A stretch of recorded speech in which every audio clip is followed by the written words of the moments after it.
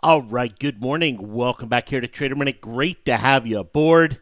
I, I went to go get into some FedEx here, and I went to get in, and it was before I got out of Pepsi, and it just we just didn't see the options compress enough, and the stock just blitzed. So I missed my entry here on FedEx. I'll be looking to jump in if it does pop a little bit, but a little bummed about that. But overall, it's we've been talking about the stock and everything else, and you can see the move here on the gap down and the gap down into lower Bollinger. I don't think the move is over. Meaning, FedEx is one of those stocks like a Halliburton and others where I think we're talking about the lows coming into play. We'll be looking for an entry.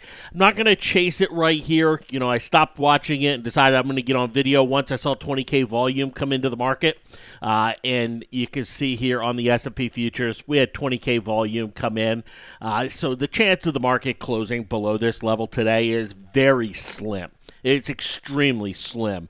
I don't want to be putting on a put position right there, especially with some of the elevated implied volatility. So, missed out on FedEx here this morning. I did jump out of Pepsi, and Pepsi opened up, and, yesterday when Pepsi closed, it closed with a, you can see the pre-market or the post-market, trading on down. Because the initial of this Credit Suisse downgrade was released. And, all right. Okay, come on. Again, it's a half position. It's not a huge delta. It's not going to make or break the challenge. It's not going to have anything to do with a whole lot. I may be up a couple $100 and maybe down a couple $100. That's about it, right? But it's still kind of annoying. And then the market opens, and here's Pepsi, and it opens flat and takes this little shot up. Takes this little boost up here. And, it was one where I wasn't watching it all that closely, but did see it hit a new high. I was more watching FedEx, looking to get in there. But, once it made this move right here, with what's going on in the market, I just said, what, I'm pulling it, moving on, and, going from there. Did some of that have to do with the massive amount of questions coming in about Pepsi? Yeah, I'll admit some of it did. I don't quite get it. A lot of asking about prediction for what does this downgrade mean? And so I'll address that here, but, in real time, when it comes down to dealing with trades in real time and what's going on in the morning, and, it's about the what is happening, not the why is happening. And the why is something I'll sit back and, okay, great. Or if I'm not in something, okay, great. When I'm in something, it's about the what. What's actually going on. And it's not about what's going to happen or what could happen. It's about what's actually happening. What's my risk reward? Am I comfortable with it? And if I don't keep it that simple, if a trader doesn't keep it that simple, it becomes maddening. It becomes absolutely maddening because there's a million questions that could be asked, right? And you often hear me joke about it, your magic 8-ball, is it going to go higher on this downgrade? Is it going to go lower on this downgrade? What's it going to, shake it and find out? When you're dealing with something like this, it's not about, it's not about the whys, because those could be theorized forever. It's about the what is actually happening, and are you comfortable being in that? Right, that's all it comes down to. So when I saw this shot down, I said, "No, I'm not comfortable being in it." I want out, and we'll look to move on. We oftentimes will see early stocks that hold up early on bear market days. And the day down pretty big, and so with the downgrade associated with it, I just said, nah, it's not worth the risk. And I may jump back in later today, but, decided moving on out and going. Now, the downgrade here this morning. The downgrade was, and I put it into the message feed. The downgrade was part of a larger piece that Credit Suisse put out. And they put out this piece about these kind of consumer names Coke, Pepsi, Clorox, those types of names, and they put Constellation Brands STZ as their top pick, right? So they're talking about this kind of household products and beverages sector. And they put STZ as their top pick here. You see STZ, gapped on up here this morning. With that, they put an outperform rating, I believe a price target somewhere around 220 or 230. So a real big upside price target here with it. And, you can kind of see, 220, 230. I mean, that takes it, quite a bit higher. They also came out put an outperform rating on Monster, which is a beverage company. MNST, I believe, is the ticker symbol. This isn't one I trade, but they put an outperform rating on this as well. And then within it, they talked about neutral names like Church and Dwight, who basically they make Arm & Hammer. One of their products is Arm & Hammer, and then they put Procter & Gamble in that same, Coca-Cola in that same neutral. And then, Colgate and Pepsi were who they put underperform ratings on. And you can see Colgate gap down here this morning, actually went green for a moment and, is selling off. And Pepsi kind of, has done the same thing here. Thing here this morning. So that's what it is. Look, when it comes to analysts, the data is very clear. The research is very clear from the academic side of, what analyst upgrades and downgrades mean. They have an immediate effect on stocks, and it's an immediate 1 to 2 day effect. After that, it is shown that analyst ratings have zero effect over time, over the longer term. They tend not to change direction of a stock. They tend not to change the, this is now bullish and now bear, go from bullish to bearish or bearish to bullish. It's a 1 to 2 day type of a thing, and then it is done. And that's what downgrades and upgrades are. I believe some are a little more dramatic or meaningful than others, meaning, when Goldman Sachs puts something on their conviction buy list, has a little bit more meaning, than others. And then there are some that are absolutely meaningless, because, they're just analysts who have been wrong on a stock for a long time. And, now they're just basically, trying to correct that. This with Pepsi wasn't either of those. This is an analyst who really didn't have anything on Pepsi, and so they initiated them as an underperform and, put a $100 price target. And as I mentioned in my note this morning, there's a good argument to be made that Pepsi's not even worth $100. This is trading at a very rich valuation, at a very premium valuation in terms of, just the, when you look at the fundamentals. And so, not something I was willing to, stay in after the action this morning, and decided to back on out. So, the challenge, we started at $3,000. I went into the XLY puts, and that didn't work out. I took a little more loss than what I expected, but took the challenge down to about 1,700.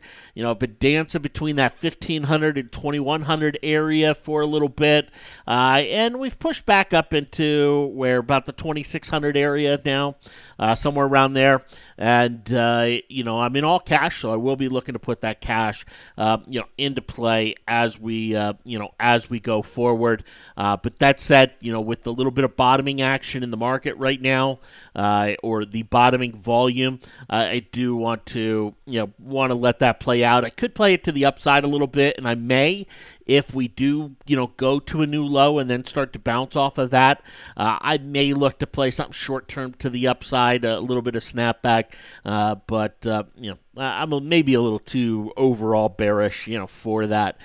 You can see this morning we had this kind of bounce in S&P futures before the market opened.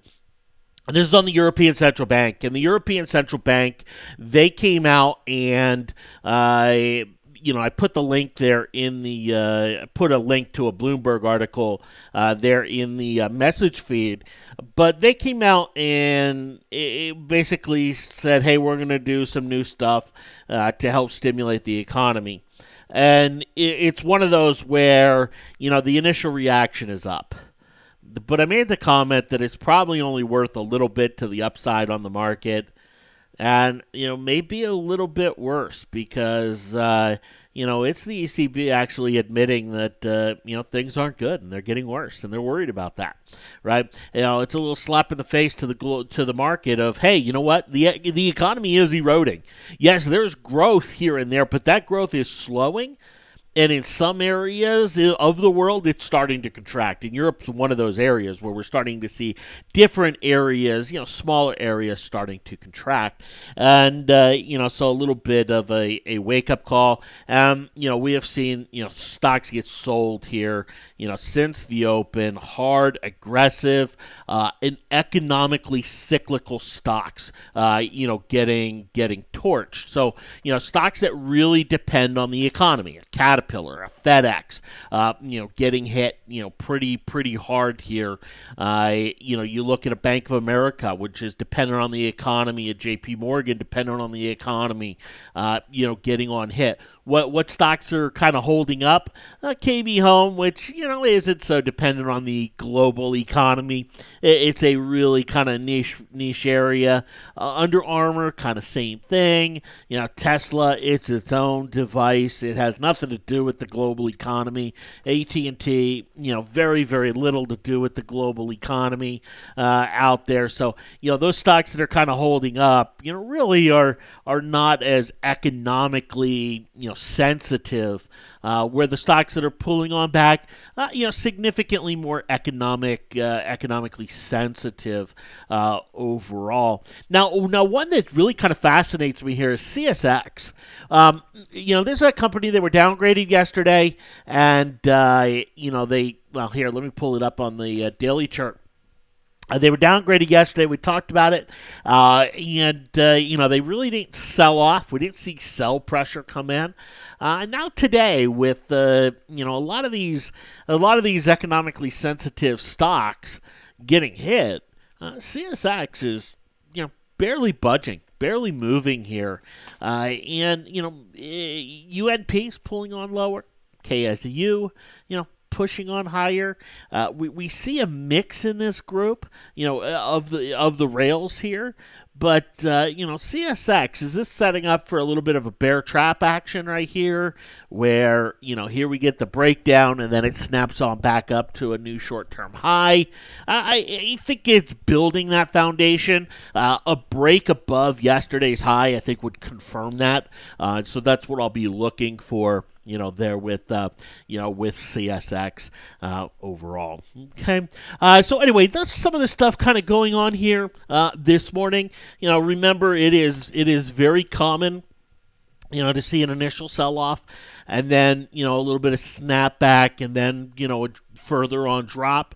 We are getting into a point where, where short-term charts are oversold, but daily charts, weekly charts are just creating new kind of downside signals for a lot of names that are out there.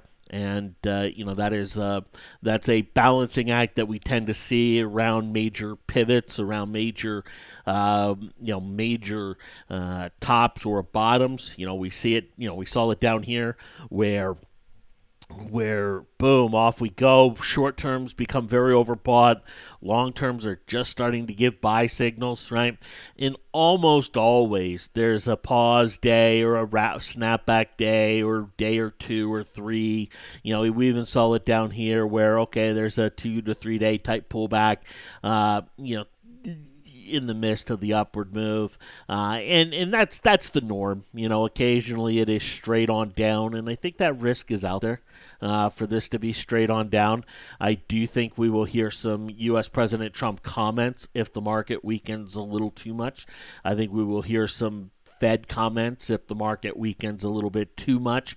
I think both those parties, when you look at the incentives out of both of those parties to drive the market higher, it is very heavy. They both have a lot of incentive to push the market higher, from a political, from an economic, from all angles.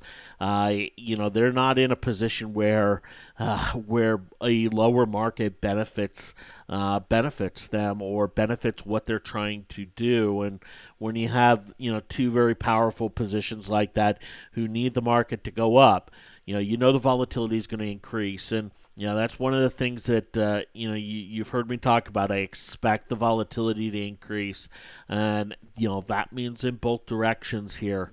And so it's one that definitely is going to have some fireworks as we go forward. But we are definitely seeing some major bearish breakdowns happening across the market, across sectors, and across the board. And in fact, if the market were to close right now, the market vibe signal would be bearish, which we haven't seen in a long time. And so that's what the signal would turn to here today if the market were to close, right here, right now, 50 minutes after the market open today. As I'm talking, we are seeing the market push into some new short-term lows. Here we go. There we are. We're down into some new short-term lows. And again, remember, the 20K doesn't mean it can't go lower. Just means closing below that level is going to be a little bit tricky, a little tough for the market.